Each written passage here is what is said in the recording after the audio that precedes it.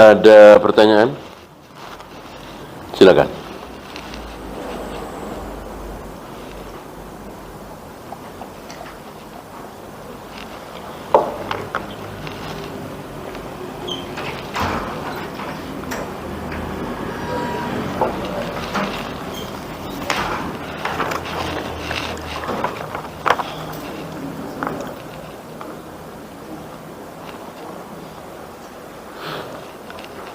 Apakah para nabi sebelum Rasulullah solatnya menghadap Masjidil Aqsa? Allahu a'lam. Sepertinya seperti itu. Antum tahu bahwa di Mekah anak cucu Nabi Ismail, adakah nabi? Tidak ada. Tidak ada, kan? Satu-satunya nabi dari keturunan Bani Ismail adalah Rasulullah Muhammad sallallahu alaihi wasallam. Seluruh nabi di luar Nabi Muhammad SAW bukan Bani Ismail, tapi Bani Israel, dari Yakub, dari Ishak, Ibrahim, Ishak, Yakub. Nama lain Yakub adalah Israel. Anak cucu cicit Yakub inilah Bani Israel. Ribuan nabi-nabi dari Bani Israel, dan banyak dari mereka yang dibunuh oleh umatnya sendiri, Bani Israel. Maka apa yang dilakukan oleh Yahudi Bani Israel hari ini terhadap saudara-saudara kita di Palestina,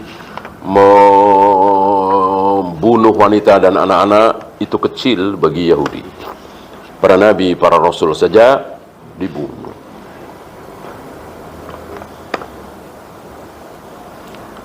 Sahabat yang bermimpi kemudian Nabi mentakrir, apakah berarti sahabat tersebut mendapatkan wahyu dari Allah melalui mimpi? Tidak. Yang dapat wahyu belum. Kan kalau tidak, wahyunya kan takrirnya, bukan mimpinya. Ketika sahabat ini bermimpi, ya belum ada wahyu. Ya Allah takdirkan dia bermimpi seperti itu. Wahyunya apa? Takrir Nabi. Nah, semua sudah diatur oleh Allah tentunya. Kalau secara teknisnya ya, turun wahyu dari Allah lewat Jibril, Muhammad, jadikan mimpi sahabatmu itu Abdullah bin Said bin Abdi Rabbi sebagai panggilan azan. Nah, itu wahyunya itu, bukan mimpinya. Berapa banyak para sahabat yang bermimpi dan tidak ditakrir, itu berarti kan bukan wahyu. Bahkan ada sahabat yang bermimpi, setelah menceritakan mimpinya kepada Nabi alaihi salatu wassalam, Nabi bilang apa? Engkau tadi malam dipermainkan oleh setan. Gitu. Yaitu ketika ada seorang sahabat bermimpi dan akhirnya mimpinya diceritakan kepada Nabi alaihi salatu wassalam, isi mimpinya apa? Kepalanya lepas. Kepalanya lepas, belundung, dikejar sama dia. Kepalanya yang belundung itu dikejar sendiri sama dia. Ya secara akal ya ngelihatnya pakai apa, kan matanya di situ, ya kan? Yang ngejar kan kakinya. Ya itulah kata Nabi, engkau sedang dipermainkan oleh, tadi malam engkau dipermainkan oleh syaitan. Mimpi buruk adalah dari syaitan. Berarti tidak semua mimpi sahabat ditakrir oleh Nabi. Maka apa yang dilakukan oleh, apa yang terjadi pada diri Abdullah bin Zaid bin Abdi Rabbi, tidak boleh kita simpulkan kalau saya mimpi ini, siapa tahu mimpi ini, misalnya mimpi baca wirid apa, mimpi baca Al-Fatihah 17 kali, ya, lalu diamalkan, nggak boleh. Yang mentakrir siapa? Nabi sudah wafat, wahyu sudah putus. Ini agamanya, manhajnya orang-orang tarekat sufiyah seperti itu. Jadi mimpi dijadikan syariat, ya. Mimpi tidak boleh dijadikan syariat kecuali ditakrir oleh Nabi sallallahu alaihi wasallam atau mimpinya Nabi sendiri.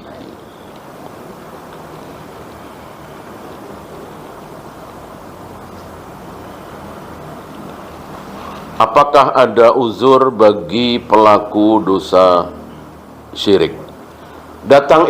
Sudah datang ilmu kepada dia apa belum? Ketika belum, mungkin.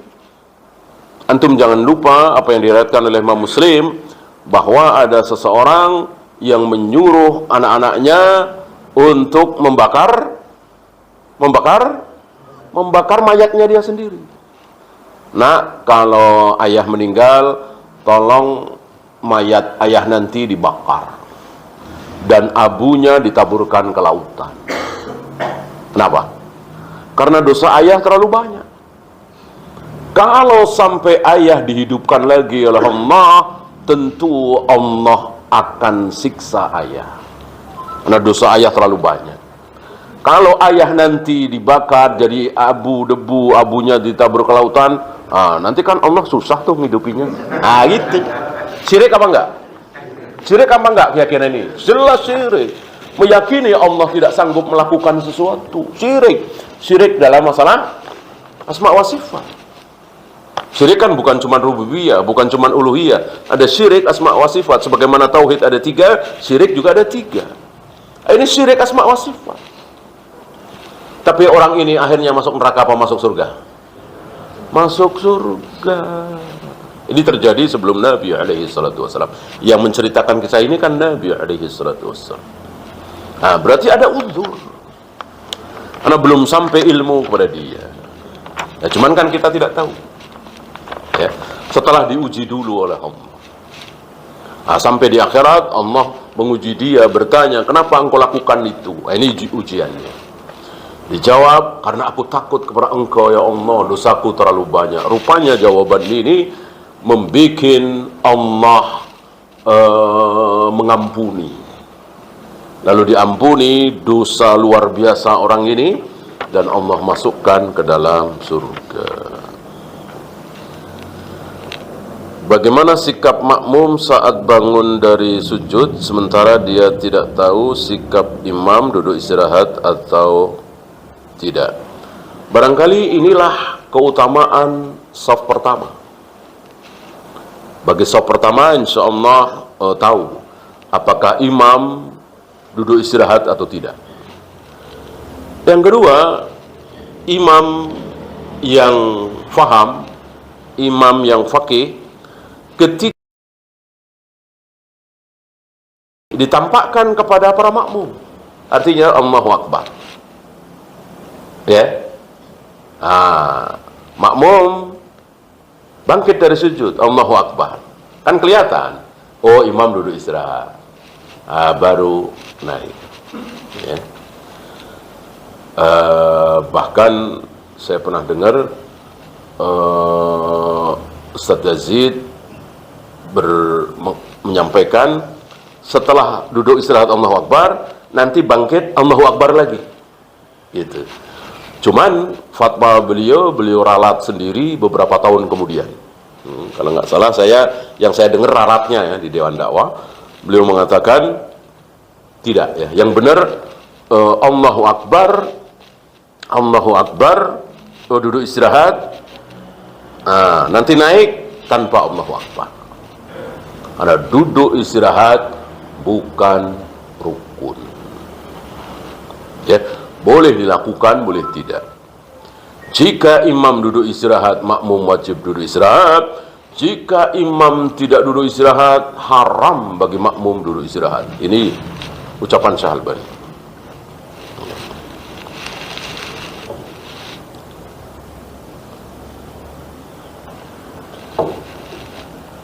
Ada seorang dukun berselisih dengan mertua lalu mengancam akan menyantet. Kalau kita takut, apakah terlarang? Jangan takut. Ya. Tipu daya tukang sihir itu lemah. Jangan takut. Justru semakin kita takut, maka semakin semangat setannya itu, jinnya. Jangan takut. Semakin kita berani, mereka semakin lemah. Ya, apalagi kita dikasih tameng oleh Allah, ada ayat kursi, ada An-Nas, ada Al-Falaq, ada zikir pagi, zikir petang, apalagi ada kurma ajwa, 7 di pagi hari, 7 di sore hari. Ya, ada kita terus membaca Al-Quran. Nah, yang terbesar adalah bertauhid. Tameng terbesar dari santet, sihir, segala macam adalah tauhid. Ketika kita betul-betul bertauhid yang benar, sesuai dengan tauhidnya para nabi, para rasul, para sahabat, tauhid rububiyah, uluhiyah, asma wa sifat, insya Allah kita akan terlindung dari sihir-sihir seperti itu. Dan tanpa itu juga sekali lagi lemah. Nggak mentang-mentang syirik, nggak mentang-mentang kafir, disantet pasti mempan. Betul? Tidak. Mana bukti? Orang Belanda katanya 350 tahun kan bercokol di Indonesia. Kenapa nggak disantet-santetin coba? Santet-santet mati semua coba. Ini menunjukkan nggak gampang. Jadi santet itu nggak kuat. Kalau betul-betul santet itu kuat pasti kena. Barangkali Daedalus misalnya apa? Tiba-tiba mati. Tiba-tiba ada jarum di perutnya. Enggak. Ini menunjukkan bahwa mereka juga lemah. Apalagi kita bertauhid. Apalagi kita zikir pagi, zikir petang, dan seterusnya sebagaimana yang diajarkan oleh Nabi alaihi salatu wassalam. Ya. Kan ada hadis Nabi sendiri kena santet. Itu gimana? Pertama, An-Nas dan Al-Falaq belum turun. An-Nas dan Al-Falaq belum turun. Justru turunnya An-Nas dan Al-Falaq itu dalam rangka menghilangkan itu, ya kan, sihir itu. Artinya apa yang dialami oleh Nabi alaihi salatu wassalam, sebagaimana yang terdapat pada diri para jin, kan jin bertingkat-tingkat, ya. Insya Allah sudah tidak ada jin sekuat, sedahsyat yang dikirim oleh Labid bin Al-A'sam itu. Dan kita sekali lagi punya An-Nas, Al-Falaq, ayat kursi. Kan itu ada 11 buhul, ya. Ketika dibacakan itu terlepas 1, 2, pas An-Nas dan Al-Falaq ada 11. Intinya jangan takut.